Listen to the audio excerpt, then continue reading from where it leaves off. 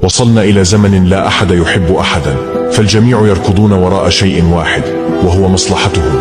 إذا انتهت المصلحة ذابت المحبة، عندما تنتهي المصلحة تصبح المحبة كذبا ونفاقا. إنه زمن المصالح والمظاهر، ففي كل علاقة بشرية تجد الخداع والخيانة. أصبحت القلوب جافة والمشاعر مزيفة، لا صدق ولا إخلاص. كانت المحبة فيما مضى عفوية وصادقة، أما اليوم فهي مشروطة بالمصالح والماديات. قل من تجده يحبك لذاتك ويضحي من أجلك بدون مقابل. نحن في زمن ننتظر المحترم ليخطئ حتى نثبت للناس أنه ليس محترما. بعض الناس كالعطر، قد تعجبك رائحته لكنه لا يدوم طويلا.